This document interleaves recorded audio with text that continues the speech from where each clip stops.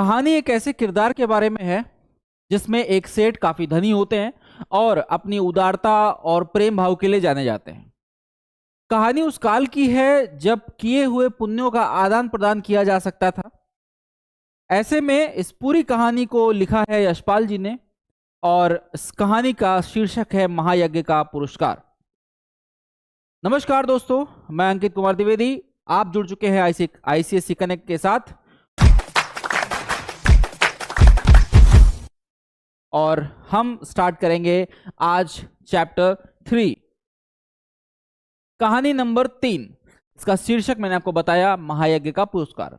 आइए समझते हैं इस स्टोरी में क्या कहा गया है और इस स्टोरी का निष्कर्ष क्या निकलता है।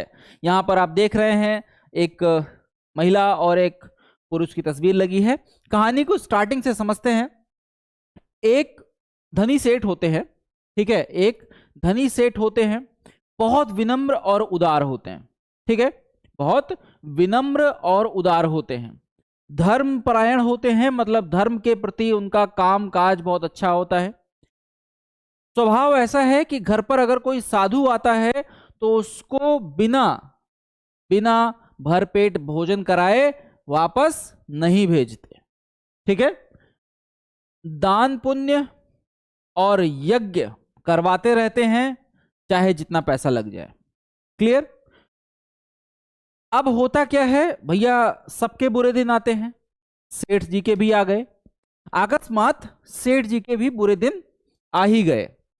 आर्थिक स्थिति खराब हो गई और आर्थिक स्थिति जैसे ही खराब हुई, सेठ जी भूखों मरने लगे। भैया पैसा खत्म हो गया और पैसा खत्म हो गया तो जिंदगी वैसे भी नर्क के समान बनने लगती है। तो सेठ जी क्या हो गए, एकदम भूखे हो गए। अच्छा, उन दिनों एक प्रथा प्रचलित थी। कौन सी प्रथा सर? आप अपने किए हुए यज्ञों का क्रय विक्रय कर सकते थे। मतलब आपने जो यज्ञ किया उसका जो पुण्य था वो आप किसी को बेच दो और उससे कुछ धन ले लो, ठीक है। तो उस समय ये प्रथा प्रचलित थी। अब हुआ क्या, एक दिन सेठानी जी अर्थात सेठ जी की पत्नी, जिनकी तस्वीर आप यहां पर देख पा रहे हैं, सेठानी जी ने कहा ना हो तो एक यज्ञ ही बेच डालो। भाई गरीबी इतनी आ गई, पैसा था नहीं, खाने के लिए एकदम लाले पड़े हुए थे। तो सेठानी जी ने सुझाया कि भाई जो हमारे पास यज्ञ हैं, जो हमने यज्ञ कर रखे हैं, उनमें से एक यज्ञ बेच दो, कुछ धन आ जाएगा जिससे हमारा तंगी थोड़ी कम हो जाएगी। तो यहां पर सेठ जी क्या करते हैं, सेठ जी एक यज्ञ बेचने के लिए तैयार हो गए। हालांकि सेठ जी धर्मपरायण थे तो वो इन बातों पर बहुत कम जोर देते थे, लेकिन गरीबी क्या न कराए, तो सेठ जी भी तैयार हो गए। अच्छा, जहां सेठ जी रहते थे वहां से लगभग 10-12 कोस दूर कुंदनपुर, कहां पर? कुंदनपुर में एक नगर था, ठीक है, जहां बहुत बड़े सेठ रहते थे। कैसे सेठ रहते थे? बहुत बड़े सेठ रहते थे, ठीक है, जिन्हें लोग क्या कहते थे? धन्ना सेठ कहते थे। क्या कहते थे? धन्ना सेठ कहते थे, ठीक है। आइए, धन्ना सेठ कहते थे। उनकी सेठानी, उनकी जो सेठानी थी, मैं थोड़ा सा जूम कर दे रहा हूं ताकि आप लोगों को देखने में इशू ना हो। Just a second. हाँ, अब देखिए, जो वहां पर धन्ना सेठ रहते थे, उनकी पत्नी यानी कि सेठानी को एक दैवीय शक्ति प्राप्त थी। किस प्रकार की दैवीय शक्ति? किस प्रकार की दैवीय शक्ति? तीनों लोगों की बात जान लेती थी। मतलब पूरे सृष्टि में कहीं भी कुछ भी हो रहा हो, सेठानी को वो पता करने की शक्ति प्राप्त थी।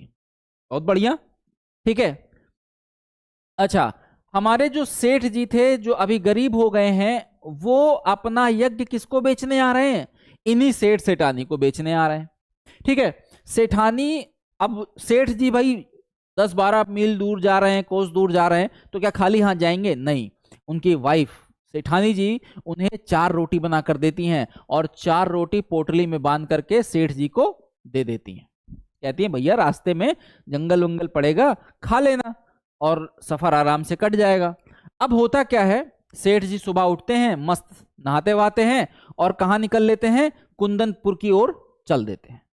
आधा रास्ता पूरा करते करते भूख लग जाती है। क्या होता है, इतनी तेज धूप थी कि चलने में कष्ट होने लगा।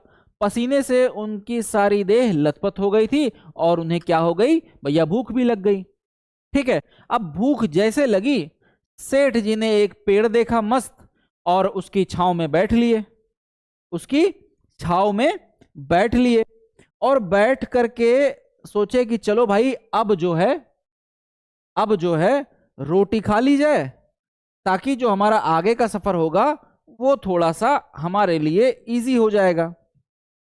ठीक है, क्या हो जाएगा, आगे का सफर हमारे लिए इजी हो जाएगा। अब देखो, समझना एक बात, समझना बेटा एक बात, होता क्या है यहां पे, घटना क्या घटती है, मेन घटना पूरे कहानी की मेन घटना यहीं पर घट रही है।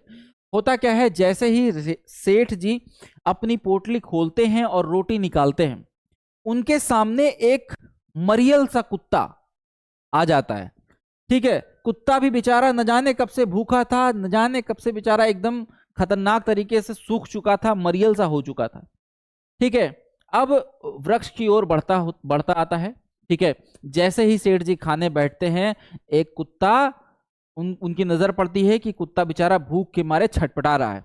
अच्छा, ये देखकर आपको मैंने पहले ही बताया कि जो सेठ जी थे धर्मपरायण थे, विनम्र थे और इस प्रवृत्ति के थे कि अगर उनके घर पर कोई भी आ जाए, भरपेट भोजन कराए बिना नहीं जाने देते थे, चाहे वो स्वयं करें या ना करें। सेम घटना यहां होती है।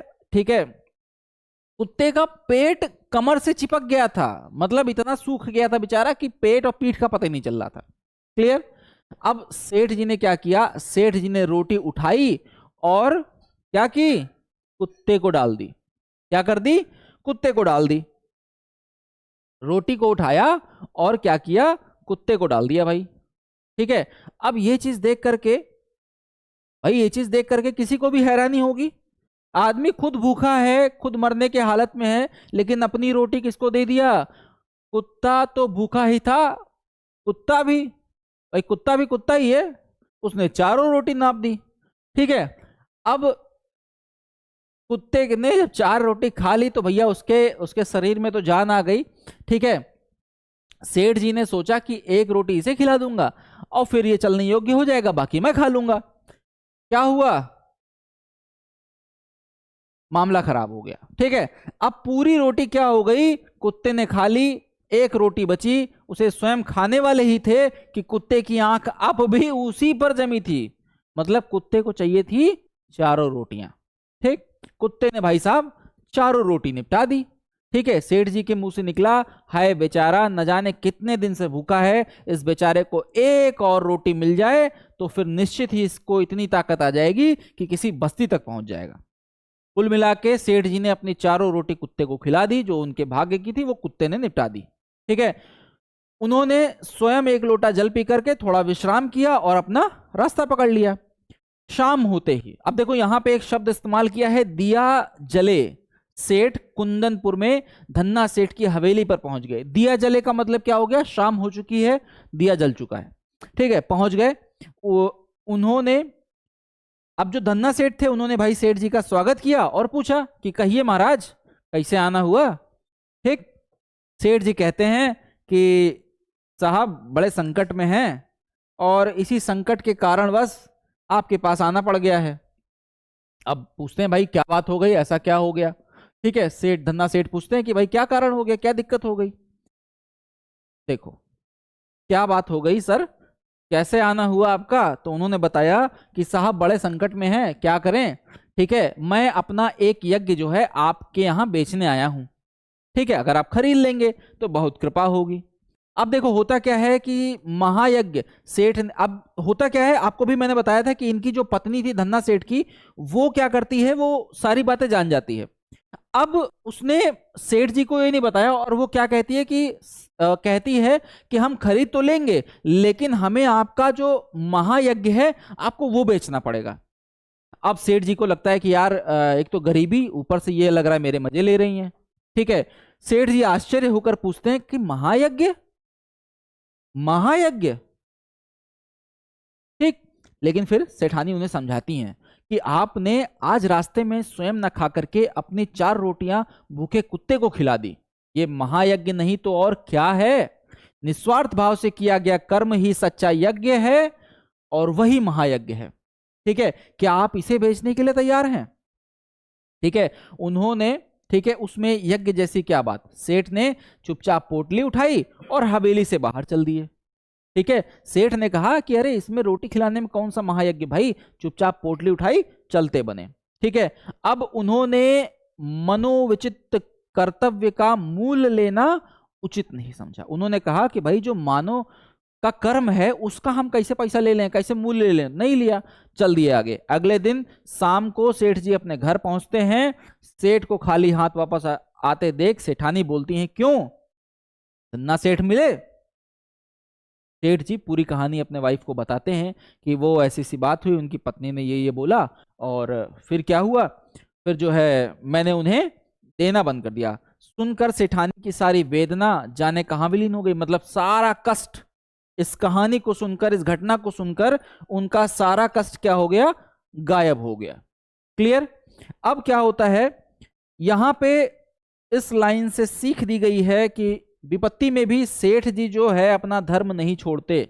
विपत्ति से भी मतलब कठिनाई आई, लेकिन सेठ जी ने अपना धर्म नहीं छोड़ा। उन्होंने अपना जो नित्य कर्म था या जो उन्हें लगता था कि ये मानव का धर्म होता है, उसे बेचना उन्होंने उचित नहीं समझा।